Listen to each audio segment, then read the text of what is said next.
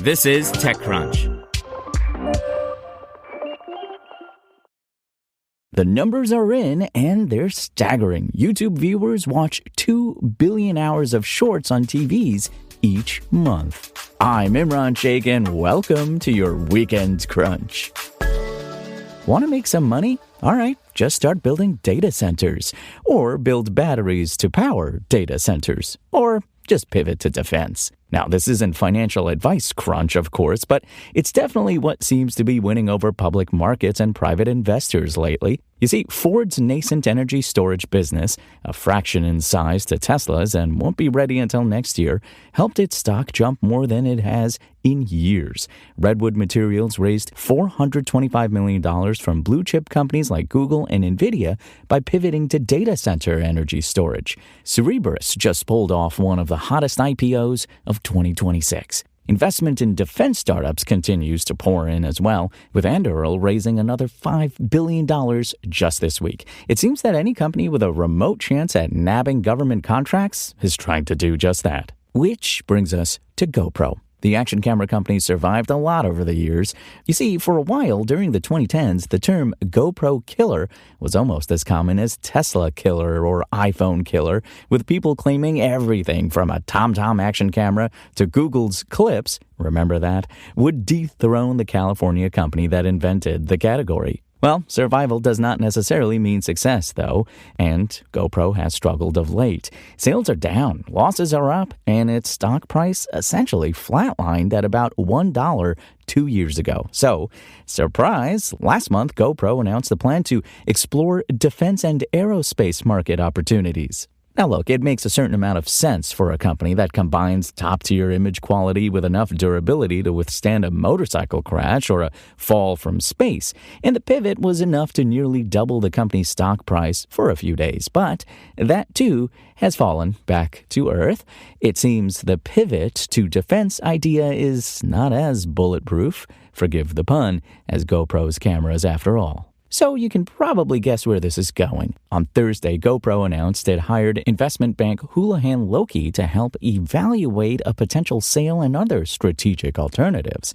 Now, the company's board of directors said it recently received several unsolicited inbound strategic inquiries from parties across various sectors, including defense, consumer, and financial, which is a lot of words to effectively say, uh-oh.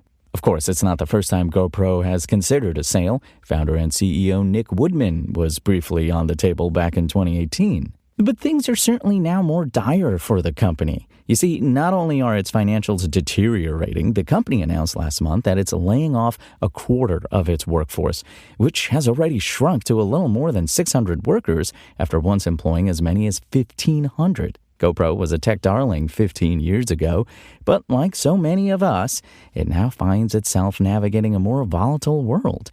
It's no surprise that a massively ballooning Pentagon budget looks like a viable path through the churn.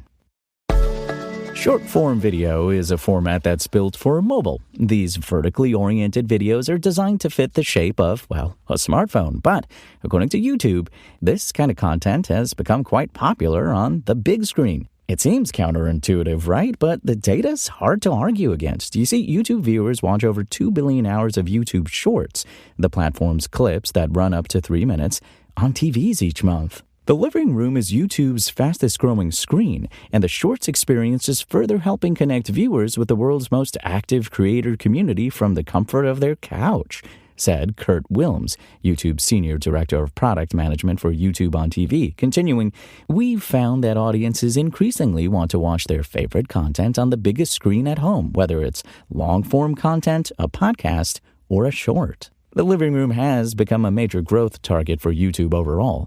U.S. viewers alone are watching over 200 million hours of YouTube content daily.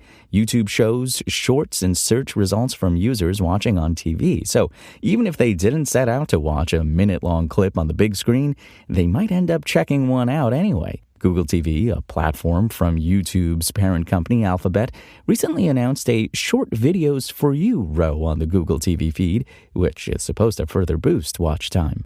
Because there's so much extra screen real estate available when watching a vertical video on a TV, YouTube has updated the viewing experience to show comments beside the video. By tailoring shorts for the big screen, we unlocked a more immersive way for fans to engage with their favorite content while also creating a massive new stage for creators to reach global audiences and scale their businesses, said Sarah Ali, VP of Product Management for YouTube Shorts, in a press release. Now, this trend is even extended to podcast viewership, even though podcasts are generally an audio-first medium.